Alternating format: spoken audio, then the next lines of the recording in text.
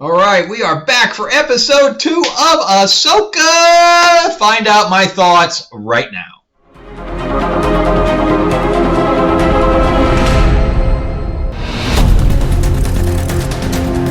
All right, everybody, we're ready to talk about Ahsoka episode 2. Woohoo! Disney Plus. We got Dave Filoni, and on top of that, we have a new director on this one. Thank the Lord. Thank the Lord. And let's hope that Filoni stays away from that director's chair for the rest of his career. So we have Steph Green on this. I didn't look up what that person did, but let's look it up real quick. So it's a female Oscar-winning Oscar and Emmy-nominated film director whose cinematic projects range from independent features. Okay, so she did The Americans, Watchmen. Not too things about that. Oh, she did Book of Boba Fett. Youch. Okay, so wow, she did L Word Generation Q. I was on that show. I don't remember seeing her. I worked that show. Man of High Castle, The Deuce, Luke Cage, Preacher, Scandal, Bates Motel. Got good credits, man. I can't say anything about. I wish I met her on set. I don't. Yeah, I was not working that particular episode. I don't know. I'm confused by that. Okay, so yeah, if you look at my credits on IMDb, you'll see that I worked Generation Q. Which is very strange because I had to have my pronouns on my badge. So anyway, let's talk about episode 2. So episode 1, let's just beat points for script, okay? Because I like to break down scripts. I'm a line producer. That's pretty much what I do. So episode 1 had 8 plot points that I was able to pick up, okay? So the Dark Jedi appear. Right, and they let Morgan go. Ahsoka finds the map. We had the fight scene, with that, and her escape. That's all pretty much the same plot point. She talks to Hera. Hera talks her into going to Sabine. Right, Sabine does her stupid aerial thing and escapes. And we see a little bit of Sabine's life on Lothal, and then she meets with Ahsoka. She takes the map. She figures out the map. And then she's attacked by Shin and the droids, right? And left for dead. So we had 8 plot points there, okay? The new episode has half of that. Has half. So we're already drawing out story for no reason.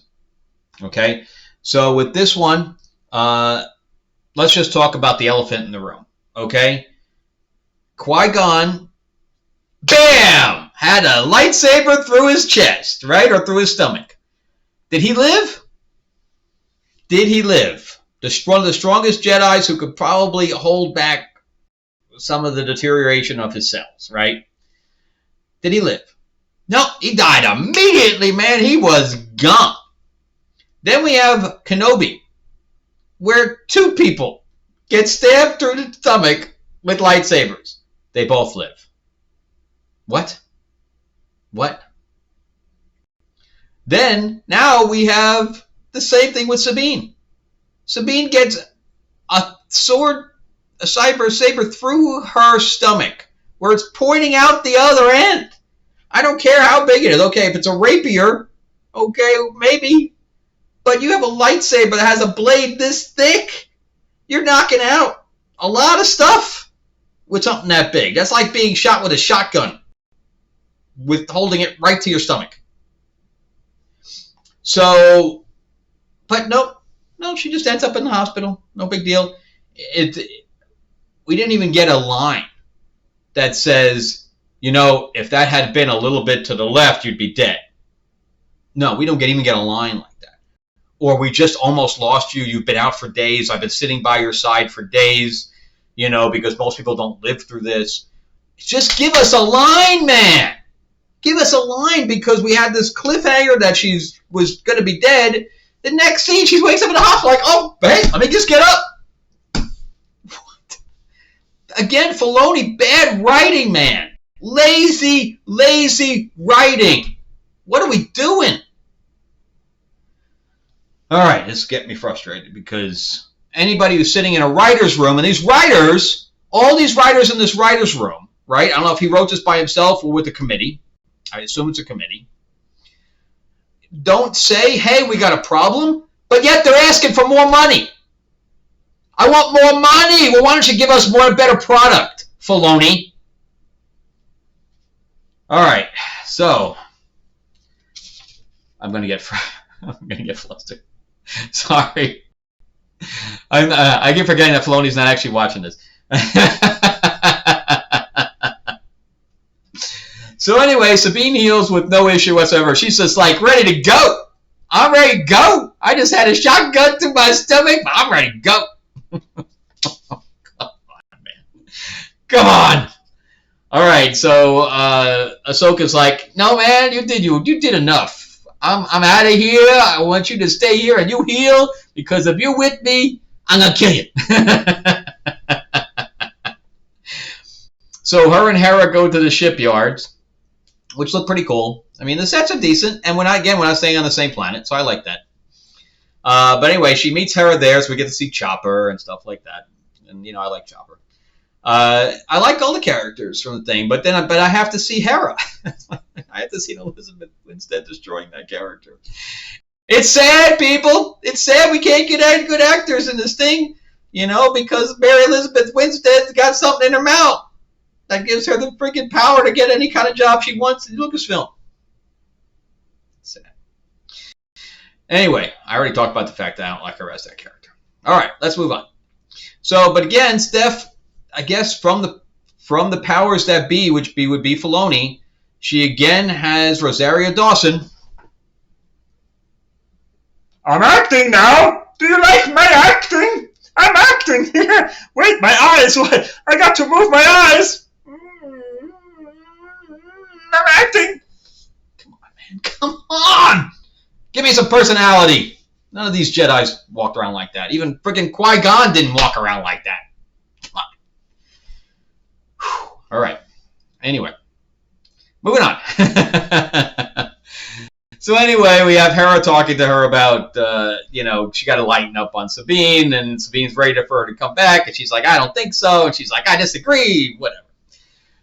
Moving on. So now we have the guy who plays the snitch and everything. I forgot the show that he was also in, where he played with the aliens and the Wall and the humans. Oh man, the guy from shoot, I should have looked that one up. The human, the guy from Lost was in that. He played one of the humans, and then the girl from Walking Dead was in it.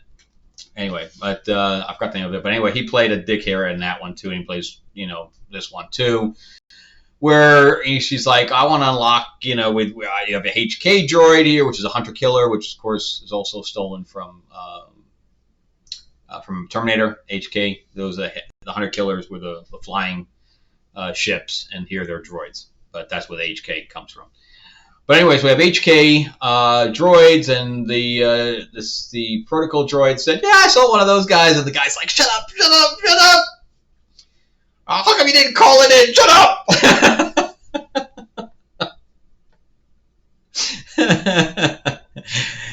Wait, hold on a minute. Hold your eyes a second. Okay, let's move on. I was half expecting him to kill the droid. He doesn't know what he's talking about. He needed an upgrade. But anyway, the Empire, they reveal themselves. A little fight breaks out because they have to chase the ship that's leaving. And I think they're leaving with the hyperspace core that they're going to use to try to get back to Thrawn. And Ray Stevenson has some good stuff. And I don't know if Shin, the blonde dark Jedi. I don't know if she's from. I don't remember her in Rebels or Clone Wars. I could be wrong, but I don't remember her. But I said the same thing about Reva. She should have makeup on. She look like an alien. I don't like my villains to look too human. I mean, Ray Stevenson, okay, because he kind of looks like a like an Obi-Wan type of thing. So we kind of get that Jedi thing, but you're missing an opportunity by not putting makeup. I know there's time involved, a lot of time with those kind of makeup. I understand that, but for the most part, she's totally covered. So all you got to do is do her face, and you can even leave her hair the same. But yeah, Reva should have been. She was with all of these all made up characters that were all villains. They all had this weird look, and then you have Reva that didn't have any odd look at all, not any makeup on at all. And the same thing here. I don't know why they can't give them, something, even a Darth Maul kind of look. Just give me something. Not a lot, just something where she looks evil, because she can play evil. She can pull it. I have no problem with that actress. But she would. I think that if you gave her a different look, she could pull off the evil even better. She looks like more mischievous right now, but if you give an actor something to play with, they will take it and run with it if they're good. They will say, okay, well, here's my back, kind of like with Nebula. So Karen Gillan, in an interview, this was very interesting, said she was playing the role a certain way, and Gunn came up to her and said, no, think Marilyn Monroe. And I think he put it with something like some kind of an assassin, like Marilyn Monroe needs this, and she's like, okay, and she changed the voice and everything, and now that character is iconic. The way she acts, the way she has her voice, and everything like that. If you give that kind of backstory or something to that effect to these actors, they will run with it. If you got a good actress, but if you have a bad director like Filoni did in the first episode, you're not going to give those actors anything. And that's the problem, is that I think he directed it as a green director. Didn't give him anything. So anyway, we have a character in Shin that could be really cool and could make a really cool action figure, and instead we got nothing. We got a blonde chick. Come on. We're in Star Wars, man! It's all about imagination! So anyway, we have a fight scene now. Ahsoka trying to run out and get on the ship. Hera is jumping into her ship, which I was really hoping to see the ghost. Instead, we get the little piece of the ghost. I don't know why. But anyway, so I guess because she needed to evade the fire. Okay. But if she had the ghost, it could have taken the fire. Just saying. So anyway, she gets in the little ship, and Chopper's with her, which was funny. I liked all that. This scene felt the most Star Wars I've seen in the last 2 episodes. But then again, we get some really bad choreography for the fight scene. Oh my God, why? And we have a helmeted guy that all they did was take a helmet from a medieval armor set. I couldn't have done anything more than that. Why? And again, I was really hoping that Ahsoka would change her costume, and she never does. Please change her costume. She can't be the same thing forever. So anyway, we had this really bad fight scene going on downstairs, but at least it felt like Star Wars. We were dividing up. We had space battle going on up here. We had a fight scene going on down there, and we were jumping back and forth. That's Star Wars right there. That is Star Wars. So Hera's doing her best to evade it, and she wants to drop a tracker on it. And she tells Chopper to look under, look at the cushions. Pretty much. So he's like, oh, here it is. Pretty funny. I got no problem with that scene for the most part. Except for the fight stuff, I have no problem with that scene. And the fact that Hera, that Mary Elizabeth Winstead just can't pull that. She even says, she was trying to like, she was played it. She's getting shot at from all different directions, and she's not even heated, man. She's not like, yeah, well, just do it because I'm busy. I got to concentrate. Just do it. No, it's level-headed. everything's like, well, if you look under the cushion, you'll find it. I know I'm getting fired at by 12 different bullets, but it's okay. I have time to chat with you, Chopper. No! No! Give me some harried stuff like they did in the first Star Wars. Well, if we jump right through a star, it points too close to a supernova, it would make your trip real quick, wouldn't it? And that is an exact line. That shows how much fucking a geek I am, but I know it fucking word for word. But that's Harrison Ford in the first one. We can't get that here. Chopper, if you want to get us blown up, keep talking to me. If not, get that tracker on there right now. That's Hera! Play the strong character that you want to play! Don't give me this flat shit. And Steph, you have enough directing experience to direct the actor. What are you doing? I know it's hard to get anything out of Mary Elizabeth Winstead, but come on! But anyway, I enjoyed that scene for the most part, except for my gritting teeth of the fight scene and some of the acting. All right, so that they were pretty much almost done. So they reconnect after, and she goes back to see Sabine, and because Sabine says, "I'm ready," which is the only thing she was hoping for. Then we get this scene where she's pulling out all of her armor from her Mandalorian side, and she chops off her hair. She chopped off her hair too much. Sabine's hair was always like shoulder length and spiky. So, I mean, it was not shoulder length, but above here. And now it's like there's nothing there. Plus, if she is going to be a Padawan, what should she have left? Star Wars fans? Anyone? Bueller? The braid! She needs the fucking braid, guys! Come on! Filoni, what are you doing, man?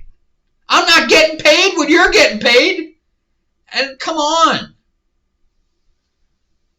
Anyway, so that's the end of that. So we got a regrouping of the villains, and Shin says, "What's in it for us?" And he's like, "Power, power. We're gonna get some power, baby. We're gonna get some 9-volt battery. We're gonna get some power." So anyway, I guess they've just been waiting. I guess they have no, people to lead them. This new empire that's kind of fragmented. Although I know that there was several Grand Thrawns at one time. So why aren't we seeing any of those? If they've got a massive fleet happening and stuff like that, plus the woman that plays Morgan, she can't act either. Sorry, lady, she can't act. Or she's being directed not to act. She comes off. These people come off wooden, and they come off as if they're acting. They're not acting naturally, and that's the problem. Is that it's not coming off natural. Maybe they're not familiar with the world, but Ray Stevenson pulls it, and Natasha's pulling it. But some of these other people just can't pull it. They just can't do it. So anyway, we're moving into episode 3 for next week. I'm entirely frustrated by this. I like some of it. The world and the visuals are real nice. Again, David Tennant doing another great job as Yu-Tang, which does not sound like a droid's name. As Yu-Tang, and we're going to have some Tang orange juice. Thanks. I don't know. So anyway, David Tennant's doing a good job. He always does a good job now. In fact, they were trying to talk to one of the people about being Mr. Fantastic. Tennant would do a good job too. Just saying. All right, so that's it for episode. Again, I forgot to say like and subscribe in the middle of this video. I always get flustered. And Jennifer's doing everything I forget. Okay, so remember to like and subscribe and share, because I always have to say that because most of my viewers here are not subscribed, and I really want to get my subscriptions up. And if you like this kind of content, I'd love to bring more. I am monetized now. I just have to be able to make some money, especially when we do Atlanta where everybody's on strike. But like I said, I did pick up a movie, but it's not till next month. It's for Tubi, so it's a little teeny low budget. But of course, it's non-union, so it has to be low budget. So anyway, so remember to check out my book, Tales of Ravenor the Iron Witch, my first fantasy book. If you like sci-fi, which hopefully you are, if you are watching this, I do have Destiny Aurora, which is my sci-fi series, which was a 4-book series, a graphic novel, an RPG, a board game, you name it, it happened with Destiny Aurora. So if you like that kind of content, you really like that, I'll put in the description below, I'll put where to put that. Everything's also up on Amazon. And then my Vampire Mob in the 50s, Lords of LA, which has gotten some really good feedback. People are waiting for the second issue, and I'm going to be launching that shortly. All right, thank you so much for watching, guys. And I'm going to have some other videos. Camera left. So I'm going to have additional videos here if you want to check them out. And thank you so much for watching. Thank you so much for supporting. And again, like, subscribe. Yay. All right, talk to you guys later. All right, bye-bye.